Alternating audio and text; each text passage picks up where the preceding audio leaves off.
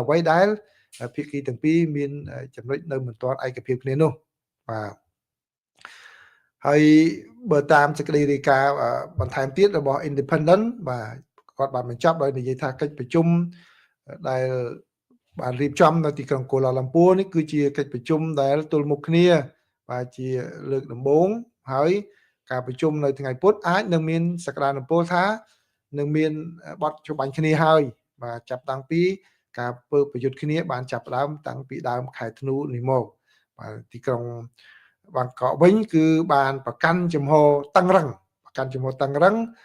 ទៅលើការចរចាក្នុងគណៈពេលដែលទីក្រុងភ្នំពេញវិញគឺបាននិយាយជាសាធារណៈថាគឺកម្ពុជាត្រៀមជាស្រេចតែម្ដងក្នុងការទទួលយកបទច្បាញ់គ្នាដោយគ្មានលក្ខខណ្ឌនោះទេបាទឃើញទេអញ្ចឹងបានន័យថានៅក្នុងសេចក្តីរាយការណ៍របស់សារព័ត៌មាន Independent គាត់បានគូសបញ្ចប់ដោយគូសបង្ហាញនៅចំណុចខុសគ្នារវាងកម្ពុជានិងថៃគឺថៃគាត់ដើរតួដាក់លក្ខខណ្ឌតឹងរឹងសម្បើមណាក៏ប៉ុន្តែកម្ពុជាវិញគឺ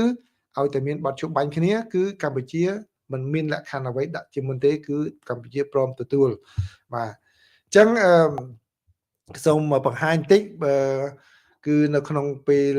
ប្រជុំអត្ថបទនេះចប់ហើយណាប៉ុន្តែគ្រាន់តែខ្ញុំដកសំពី Reuters គាត់បានបង្ហាញផងដែរគាត់ថាពេលដែលជួបប្រជុំក្រុមរដ្ឋមន្ត្រីក្រសួងការបរទេសរបស់អាស៊ានបាទនៅទីក្រុងកូឡាឡាំពួរនៅថ្ងៃនេះគឺមានចំណុច4ដែលខាងក្រុមរដ្ឋមន្ត្រីបានផ្ដោតលើទី1គឺក្រុមរដ្ឋមន្ត្រីអាស៊ានខិតខំស្ដារឡើងវិញនៅបទច្បាញ់ដែលសម្របសម្រួលដោយម៉ាឡេស៊ីនិងសហរដ្ឋអាមេរិកណាគឺមិនឲ្យដួលរលំទេខិតខំឡើងវិញហើយចំណុចមួយទៀតនោះគឺអ្វីដែលសង្កេតឃើញគឺកម្ពុជានិងថៃនៅតែបន្តចោទប្រកាន់គ្នាអំពី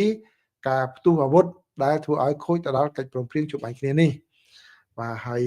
ចំណុចទី3គឺរដ្ឋមន្ត្រីការបរទេសអាស៊ានសង្ឃឹមថានឹងមានការកសាងទំនុកចិត្តនឹងគ្នាហើយចំណុចទី4គឺក្រុមអាស៊ានក៏បានបង្ហាញអំពីការរកឃើញនៃចំនួននេះរួមមានទិន្នន័យពីផ្កាយរណបផងដែរ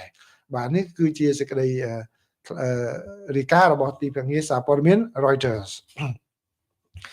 ឥឡូវចូលដល់ចំណុចទី3បាទព័ត៌មានទី3នេះគឺជាសេចក្តីថ្លែងការណ៍របស់ប្រធានអាស៊ានក្រោយពីកិច្ចប្រជុំនេះបានបញ្ចប់ហើយខ្ញុំបានបង្ហោះឯកសារនេះមានជាភាសាខ្មែរនិងជាភាសាអង់គ្លេសណាអង្គខ្មែរនោះគឺខាងកម្ពុជាបកប្រែនៅក្នុង Facebook របស់ខ្ញុំហើយឃើញនៅខាងក្រសួងរបស់រដ្ឋាភិបាលក៏បង្ហោះផងដែរអញ្ចឹងប្រិយមិត្តចង់បានដឹងខ្លឹមសារលម្អិតគឺចូលទៅអានបន្ថែមប៉ុន្តែខ្ញុំគ្រាន់តែសង្ខេបជូនប្រិយមិត្តខ្លះដោយមិនអានលម្អិតទេគ្រាន់តែចំណុចសំខាន់មួយចំនួនអញ្ចឹងណាបាទអញ្ចឹងគឺបើតាមសេចក្តីថ្លែងការណ៍របស់ប្រធានអាស៊ានបាទប្រធានអាស៊ានគឺមានចំនួន10ចំណុច10ចំណុចគឺចំណុចទី1នោះគឺផ្ដោតបានបញ្ជាក់ថាក្រុមរដ្ឋមន្ត្រីការបរទេសរបស់អាស៊ាននឹងរៀបចំកិច្ចប្រជុំពិសេសបាទដើម្បីដោះស្រាយស្ថានភាពបច្ចុប្បន្នរវាងកម្ពុជានិងថៃបាទកិច្ចប្រជុំនោះគឺរៀបចំនៅទីក្រុងកូឡាឡាំពួរពីនៅថ្ងៃទី22ណាដើម្បីស្តបទៅតាមការសម្រេចរបស់នាយករដ្ឋមន្ត្រីម៉ាឡេស៊ីកម្ពុជានិងថៃដែលបានសន្ទនាគ្នាកាលពីថ្ងៃទី11ខែធ្នូបាទហ្នឹងជាចំណុចទី1ចំណុចទី2វិញគឺសេចក្តីថ្លែងការណ៍បានបង្ហាញថាម៉ាឡេស៊ីបានធ្វើបទបង្ហាញសង្ខេបជូនកិច្ចប្រជុំអំពីកិច្ចខិតខំប្រឹងប្រែងរបស់លោកអាន់វ៉ាបាទក្នុងនាមជាប្រធានអាស៊ាននិងសម្ដៅជំរុញឲ្យកម្ពុជានិងថៃបញ្ឈប់នៅអរិភាពទាំងឡាយហើយក្រុមអ្នកសង្កេតការណ៍អាស៊ាន AOT ក៏បានធ្វើរបាយការណ៍សង្ខេបជូនកិច្ចប្រជុំផងដែរស្របតាមអាណត្តិរបស់ខ្លួនចំពោះកម្ពុជានិងថៃក៏បានលើកឡើងពីជំហររៀងៗខ្លួនផងដែរអញ្ចឹងប្រិយមិត្តបានសួរថា AOT នៅណាបាទគឺនៅពេលហ្នឹងគឺ AOT ក៏បានបង្ហាញរបាយការណ៍នៃការសង្កេតនិងការរកឃើញរបស់ក្រុមការងារហ្នឹងហើយកម្ពុជាក៏បានជារការនោះគឺពន្យល់អំពីជំហររបស់ខ្លួនថាយ៉ាងម៉េចដែរទៅលើរបាយការណ៍ហ្នឹងពន្យល់យ៉ាងម៉េចទៅវិញដែរណាបាទអញ្ចឹងចំណុចទី2ហើយចំណុចទី3ហ្នឹងគឺកិច្ចប្រជុំក៏បានវិតម្លៃខ្ពស់ចំពោះទូនាទីបរិយាសកម្មនិងការបន្តចូលរួមរបស់ លោក Anwar Ibrahim បាទគឺបានហើយនឹងលោក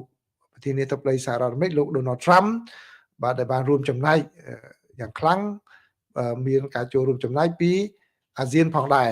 នៅក្នុងហើយនឹងប្រទេសចិនបាទអញ្ចឹងបានន័យថាទទួលស្គាល់ទូនាទីរបស់អាស៊ាននិងទូនាទីរបស់ចិន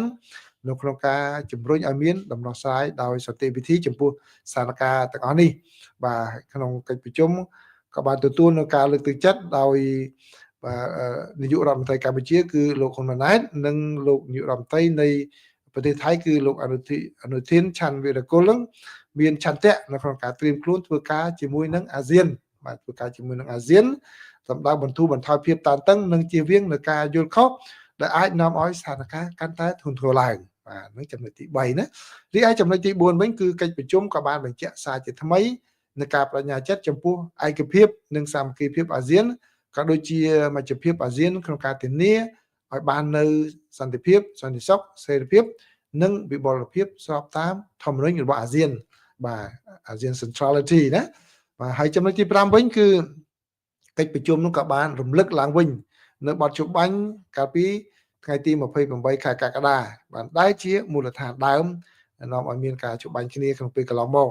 ហើយនឹងសេចក្តីសម្រេចរបស់កិច្ចប្រជុំវិសាមញ្ញរបស់គណៈកម្មាធិការព្រំដែនទូទៅបាទ GBC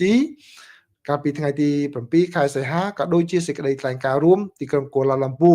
ដែលបានចុះហត្ថលេខានៅថ្ងៃទី26ខែតុលាឆ្នាំ2025នឹងបានជំរុញឲ្យកម្ពុជានិងថៃអនុវត្តឲ្យបានពេញលេញនិងប្រកបដោយប្រសិទ្ធភាពបាទអញ្ចឹងគឺនៅតែឈរទៅលើឯកសារកតយុត្តកិច្ចព្រមព្រៀងអីដែលបានមានក្នុងពេលកន្លងមកមិនអាចនឹងចាប់ផ្ដើមអ្វីថ្មីទាំងស្រុងនោះទេបាទហើយចំណុចទី5ទី6ឥឡូវនេះទី6គឺខាងកិច្ចប្រជុំនោះក៏សម្ដែងនៅការព្រួយបារម្ភចំពោះការបន្តអូសបន្លាយនៅភាពតានតឹងនិងអរិភាពដែលបានបណ្ដាលឲ្យមានការបាត់បង់នឹងជីវិតនិងរបួសជនស៊ីវិលយ៉ាងច្រើននឹងការបំផ្លិចបំផ្លាញហេដ្ឋារចនាសម្ព័ន្ធស៊ីវិលនិងការបង្ខំឲ្យជំនះជនស៊ីវិលនៅតំបន់តាមព្រំដែនរវាងប្រទេសទាំងពីរហើយបានអំពាវនាវឲ្យភាគីទាំងពីរធានាថាជនស៊ីវិលដែលរស់នៅក្នុងតំបន់ព្រំដែនដែលរងផលប៉ះពាល់អាចវិលត្រឡប់ទៅកាន់ផ្ទះសម្បែងរបស់ពួកខ្លួនវិញនិងបន្ធូរបន្ថយបន្តប្រកបជីវភាពបាទដោយប្រក្រតីដោយគ្មានការរារាំងនិងប្រកបដោយសុវត្ថិភាពនិងសេចក្តីថ្លៃថ្នូរដោយដែលស្ថានភាពមុនពេលការផ្ទុះឡើងនៅអារិភាពអញ្ចឹងគឺបាន